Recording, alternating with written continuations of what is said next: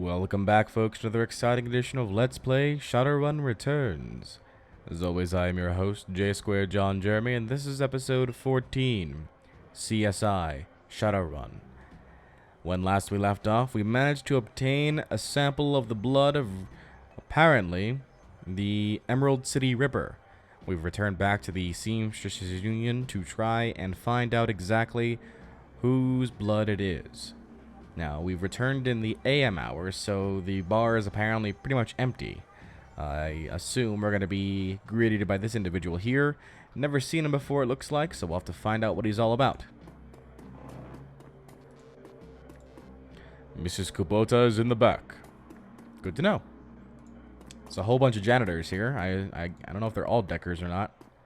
You going to talk to me? No, I guess not.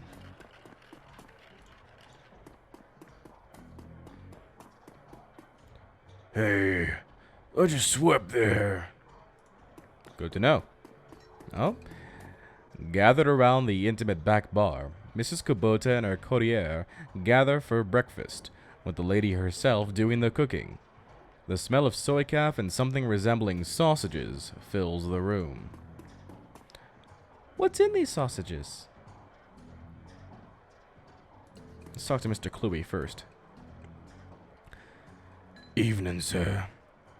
What's the word around town, Mr. Cluey? There's been more talk of the Ripper killings. Some people are saying they're hate crimes on account of the victims being all human. Most people are ignorant bastards. Well, I wouldn't go that far. People are just too quick to label something a hate crime. Check the census. The city is still 66% humans. Close your eyes and throw a rock. You're more likely to hit a human. Doesn't make it a hate crime. Still a crime, though. And that should be enough. This is the first real rise you've seen out of Mr. Cluey, but he reins himself in with a roll of his thick shoulders and a smoothing of his jacket. Don't worry. I'm not gonna start throwing rocks. Wouldn't want to reinforce the stereotype. I'll leave you to your business, sir. Okay. So we see Coyote, we see Cherry Bomb, we see Mr. Cluey, and obviously we see Mrs. Kubota. Ohio, would you like some... She stops. Forgive me, oh my, but you look like hell. I've been working, Mrs. Kubota. She looks you over, noting the signs of your nocturnal activities. She nods. Any run you can walk away from is a good run. I agree. Good to be back in one piece. It is good to have you back. I can tell you have been busy, and I can see by the look on your face that there is something you need. Is this about the Ripper? Yep. I found some DNA evidence and need help analyzing it. That is excellent. I will unlock the piano so you may go downstairs. I am certain someone in the safe house will be able to help you, if they are awake. It is likely that you will visit the Matrix before the day is done. May I take a sausage? Take the whole plate. Sweet sausage. You're about to transition to a new location. Continue. Cancel that first. I just want to make sure. Find someone who can analyze DNA evidence. I guess that's all going to be downstairs. Just want to make sure I'm not missing anything over here. Seems pretty short. Just go into a quick transition. Yet that seems to be exactly the case. Let's head back over here towards the piano and head downstairs.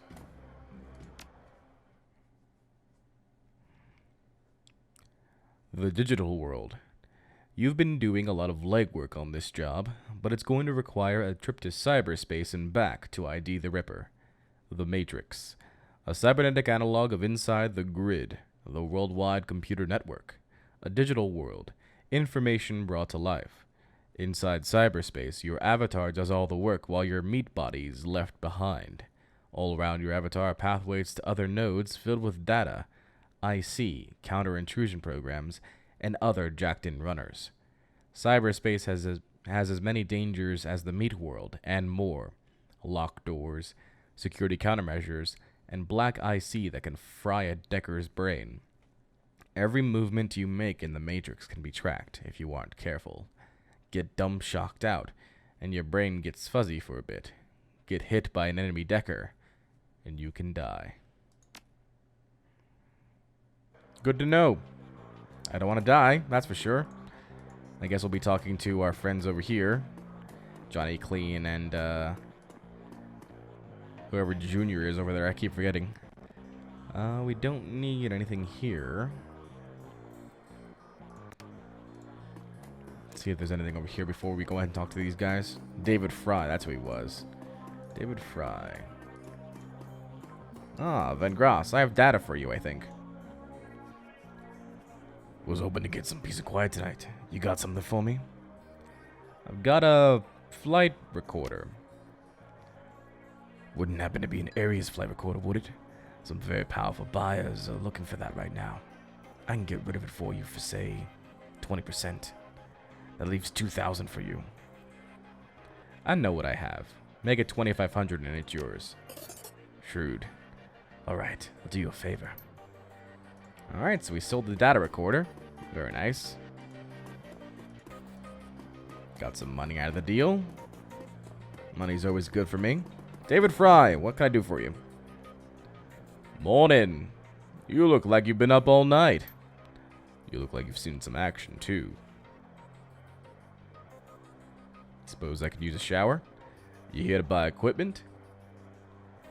Negative. You need a DNA analysis. Fry can help you out. Doc Castle's equipment isn't really set up for that. He considers for a minute. However, I could employ a semiconductor chip. It could decode DNA using a voltage change instead of light. That would eliminate the use of highly expensive equipment that would be required otherwise. He brightens.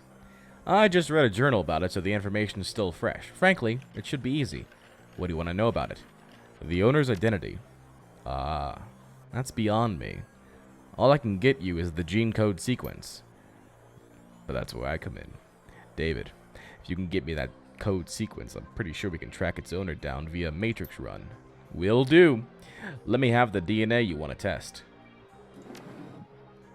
J2.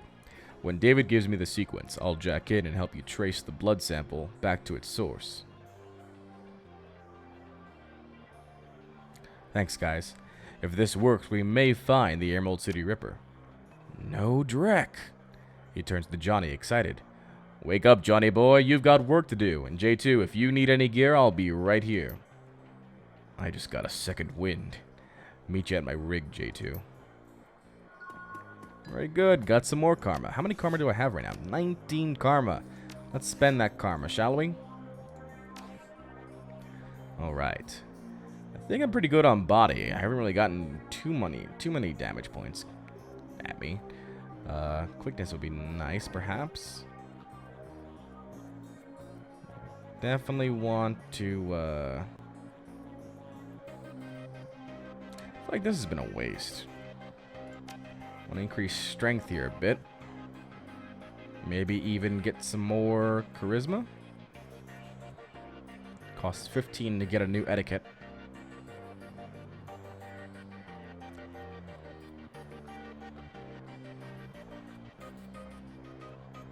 Nah, I'll put it in strength. And 6. Close combat increase. Done. Alright, what do I need to talk to? Discover the identity of the Ripper. Well, Fry, that's what I'm going to you for, damn it. You need some hardware or software?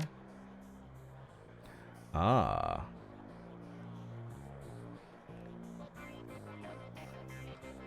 Well, that all involves cyberdecking, which is beyond me, so no, not from you.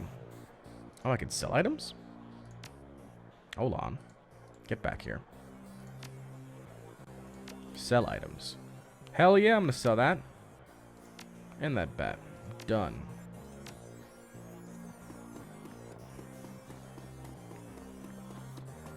Johnny Clean.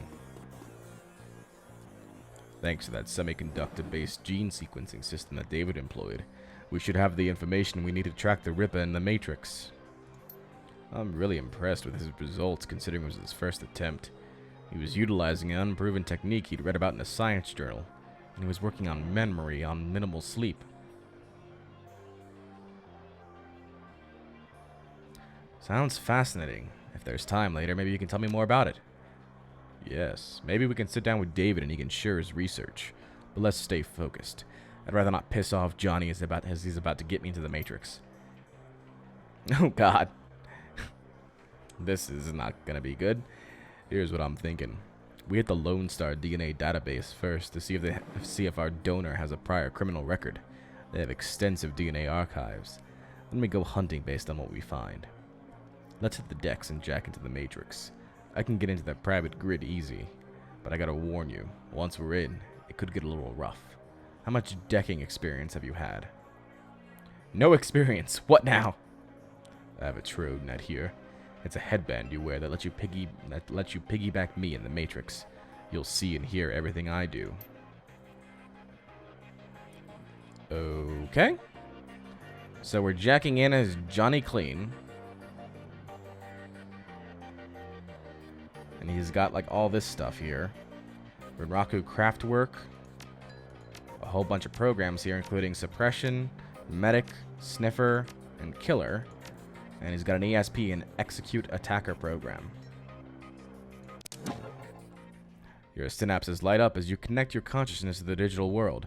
Although you aren't jacked in like Johnny, the sensation is overwhelming and electrifying. You can only imagine the way it feels for him. So we're now right now we're playing as Johnny Clean's persona. And we are inside of the Matrix. And apparently this is an issue. This is an alert status here, so I assume we don't want to get that. Whoa, god damn it. Well, didn't want to do that. Johnny?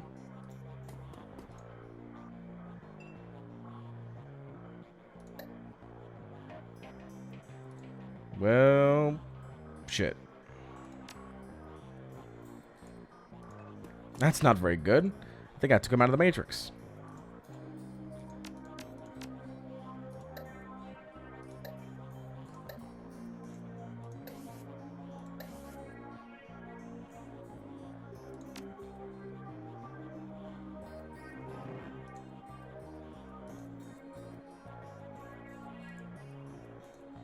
Huh.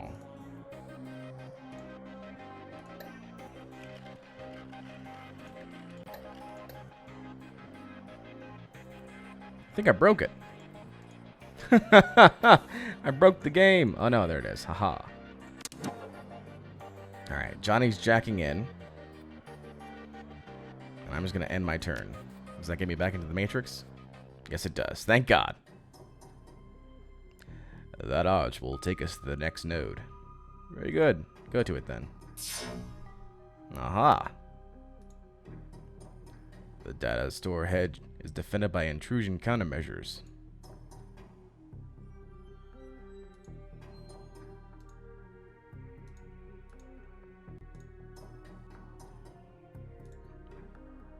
Can't go that way. Alright, so we've got White Sentry IC and a bunch of other guys.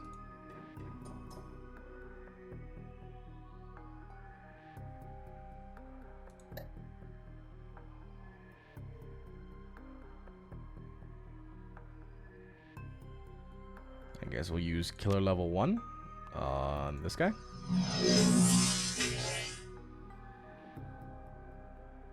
Wow, that didn't really do much.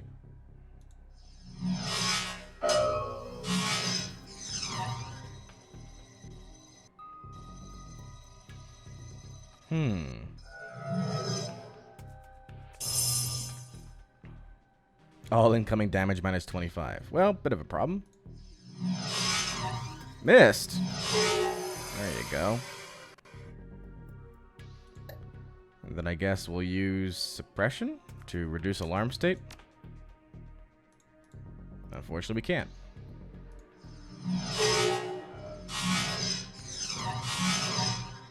At least they suck. Alright. See if we can get this going. Killer.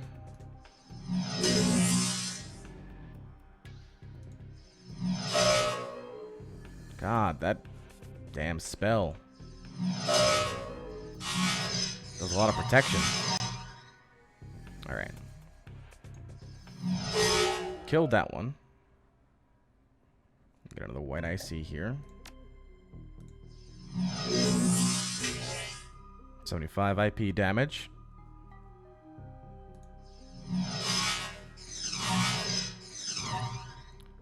My level doesn't seem to be raising though, which I guess is a good thing.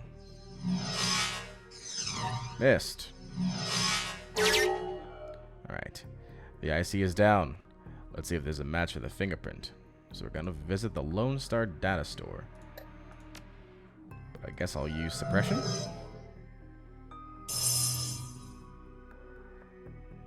Did that do anything? Didn't see it do anything. Alright. Hacked. DNA database. DNA match located. 100% match. Arrest records database.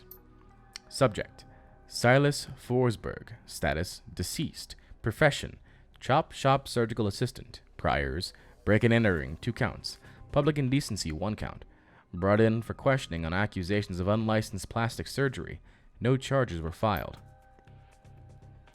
100% match to a dead man. Let's keep looking.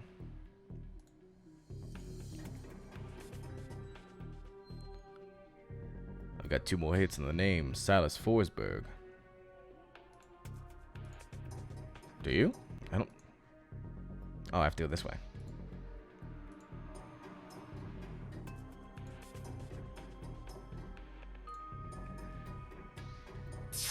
Boom! Alright. Let's see where this leads us now. Autopsy records, eh? Alright.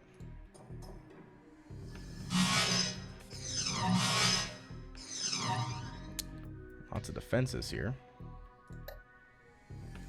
Killer, go!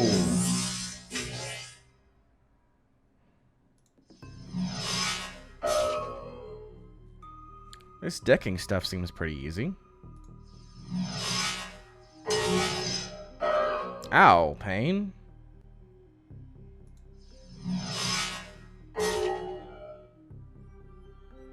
Alright, autopsy records should be made available to us now. Autopsy records. Subject: Silas Forsberg. Notes: subject was found overdosed on half a dozen different sedatives. Several anti-anxiety medications were also found in his system. Face was mutilated, possibly self-inflicted. Identity could not be confirmed immediately due to disfigurement. Had to check dental records to confirm. No next of kin. Large puncture wounds were found in several places on the body, possibly large bore surgical needles. Body had been decomposing for several weeks before the landlord noticed the smell and called the police when no one answered the door. This just keeps getting weirder.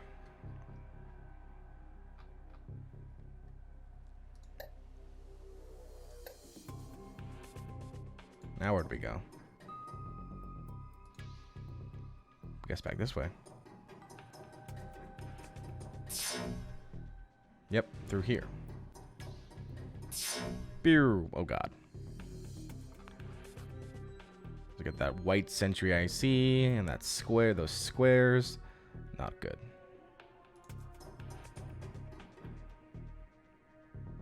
Could use some cover. Thank you.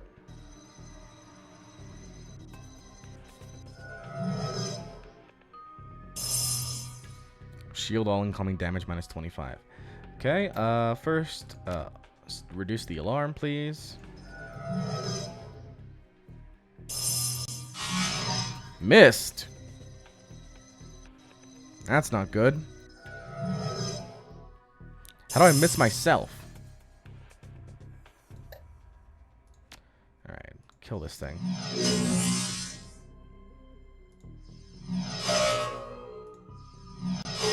Thank you.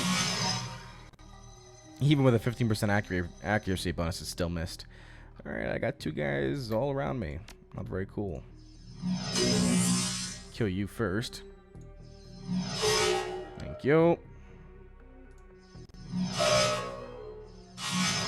You still missed. How do you feel about that nonsense? Boom. Alright, let's go check out the Net News Archive. Hacked. News article.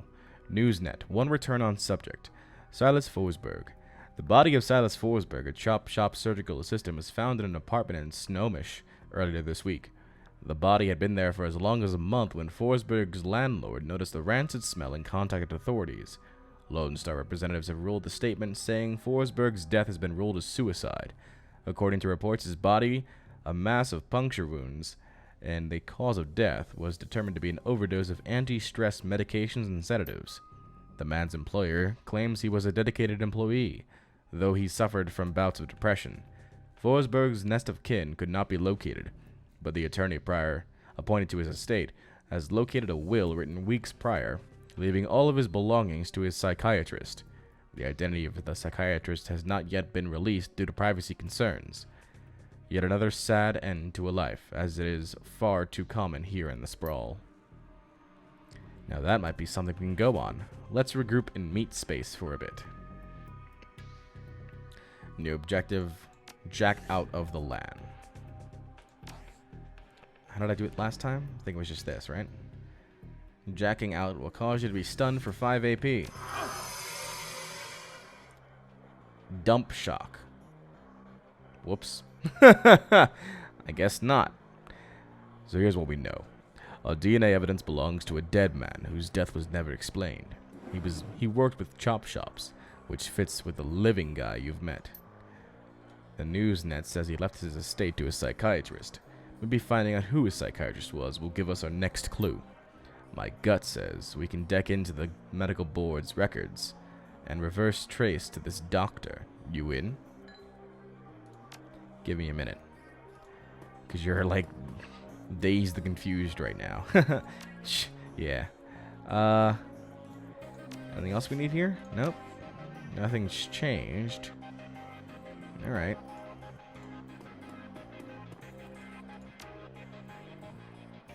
I guess go ahead and jack in. And I end my turn. Alright, so now we've arrived in the medical plane. Oh, I have to... that's what it was. I have to go to the entrance and exit point. Alright, now I'm in the medical board. And obviously we can see a person we don't want to fight right now, but okay.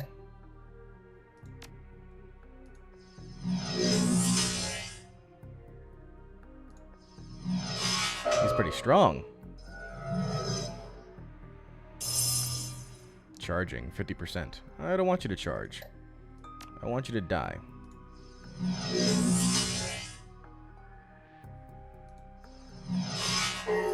Thank you. Thank you very much. You come to me. Ow, pain.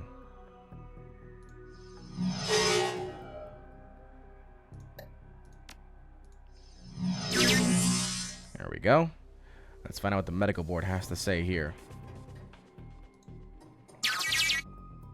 Searching medical records. Silas Forsberg. Medical records for Silas Forsberg located. 2020 through 2030. Pediatric record. Partial. One particular pediatrician's entry stands out from the rest. Child suffers from a chronic depression and social anxiety, most likely caused by his physical abnormalities.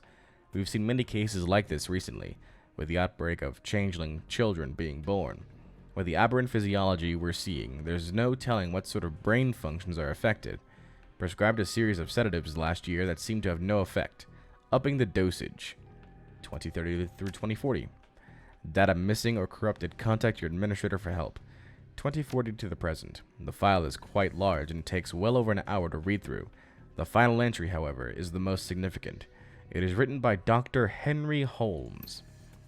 Silas has overcome significant mental disorders and no longer goes through periods of violent episodes. Latest medications have proven especially effective, but I believe that being treated by another elf has significantly impacted his treatment. Unfortunately, my efforts to maintain an emotional boundary with him have proven challenging. He has bonded to me in an unhealthy and frankly unnerving way. His hero worship exhibits itself in the form of mimicked speech patterns and adopting my dress. For this reason and for the health of the patient, I am assigning another doctor to his case. I will inform him at his next session. Got a name now, Dr. Holmes. Let's keep going and find out where he works. Okay. Watch out. That black IC could fry our brains and kill us. Oh, okay. Well, that's a bit of an issue then, isn't it? I want you to go here. Ow, pain. Alright. Kill the black IC. Kill it! Kill it! There we go. Got rid of it. Nice.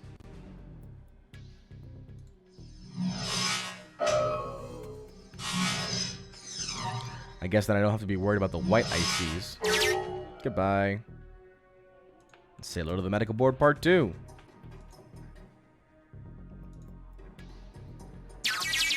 Hacked employment records. Employment records located Henry Hollings Holmes, MD. Check current employment status. Dr. Henry Holmes currently holds the position of Chief Psychiatrist and Administrator at Mercy Mental Hospital, Sonoma, Washington, UCAS. Check previous employers. Previous employers include the psychiatrist in residence, Mercy Mental Hospital in Sonoma, Washington, at 2045 through 2054. An attending psychiatrist, Mercy Mental Hospital. And private practice before that. Okay. Bingo. Back to meat space again. Okay, so this time I'm not going to do what I did before. First, I'm going to heal myself. Heal. Alright, good.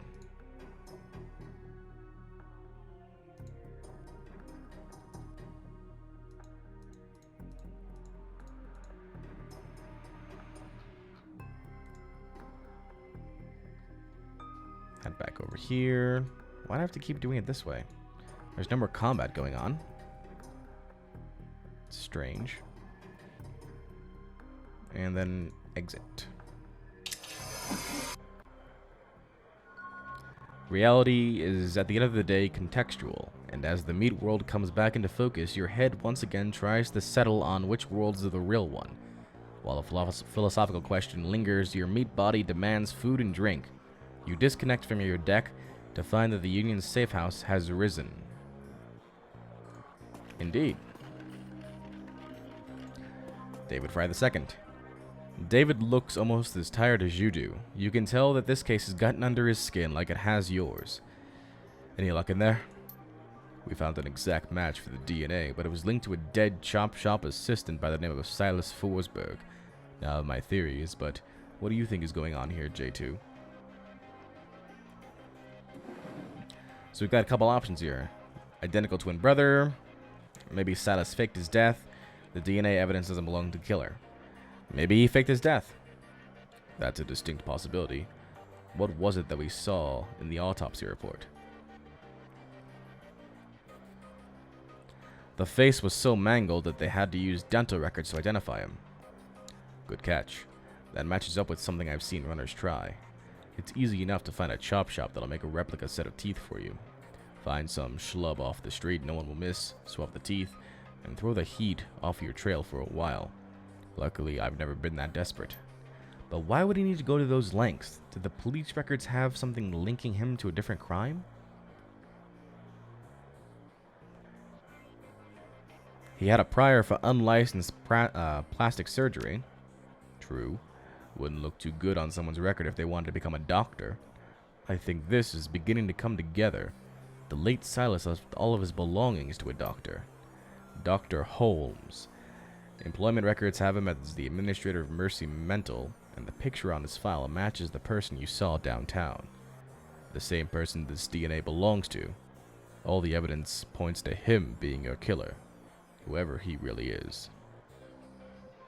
Finally, I could bring my friend Sam's murderer to justice. This guy clearly did not want to be found. If I was you, I'd hire a team before heading over there. I sideloaded a ton of valuable data from those Lone Star Matrix nodes. Here's your cut. You're not coming?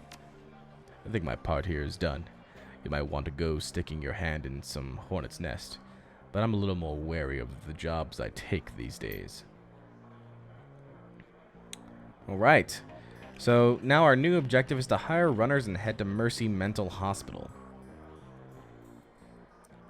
Despite the hour, Buster has fastidiously put together another wrinkle-free suit.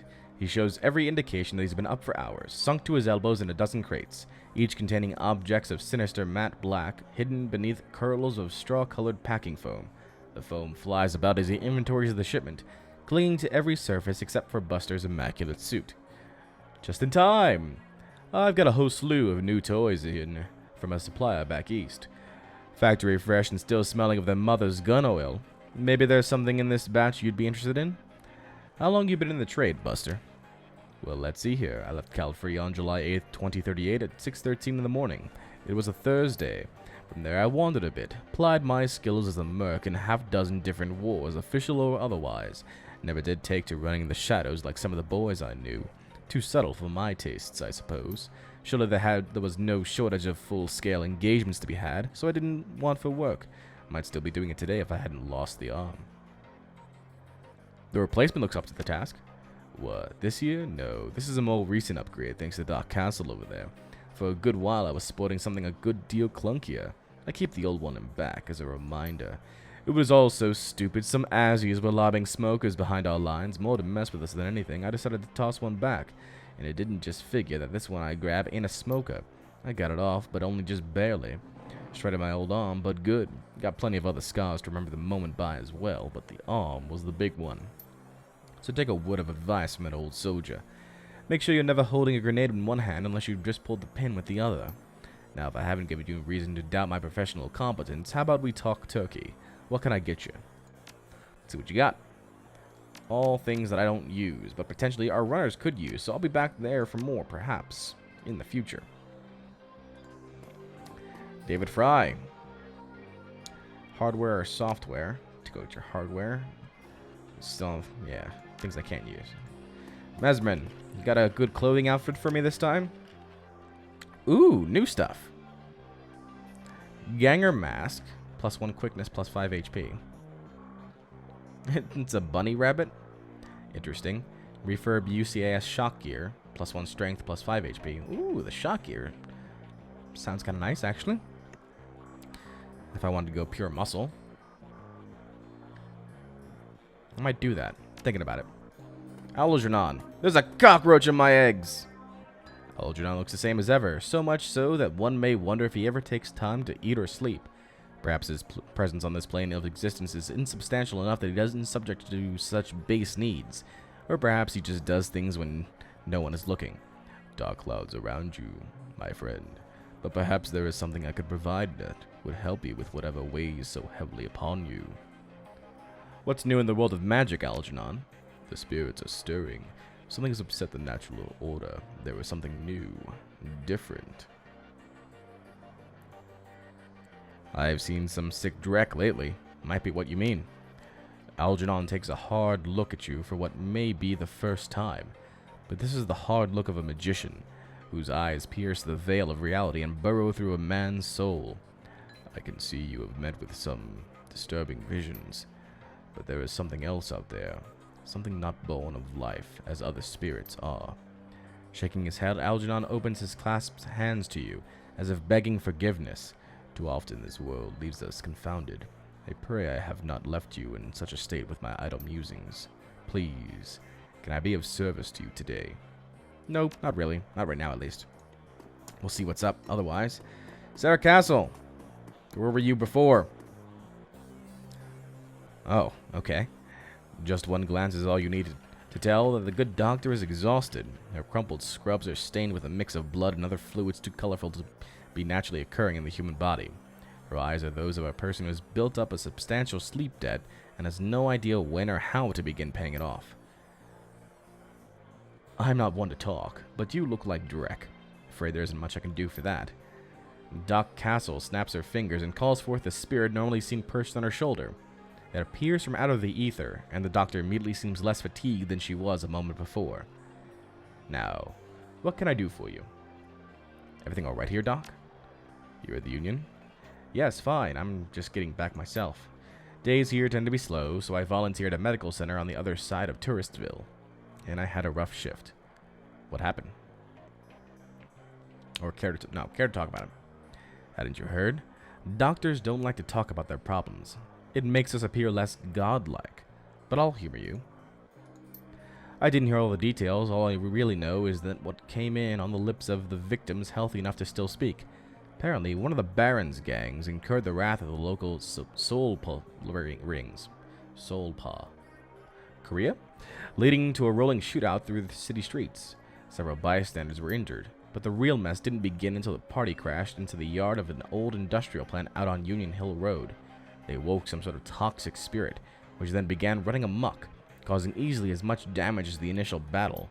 And we were left to pick up the pieces, of course. But enough about my troubles. Let's hear about yours. Tell me what ails you. Nothing really. Never mind. Maybe we'll have an opportunity to go out there. Who are you? Oh, it's Mr. Delilah.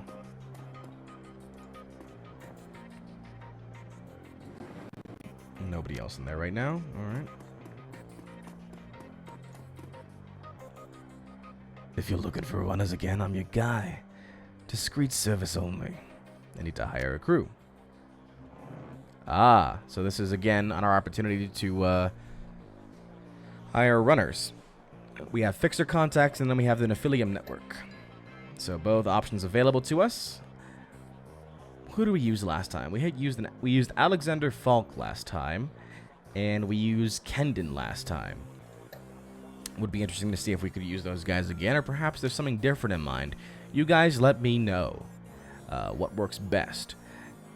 Until next time, this is J Square John Jeremy signing off, saying so long and take care.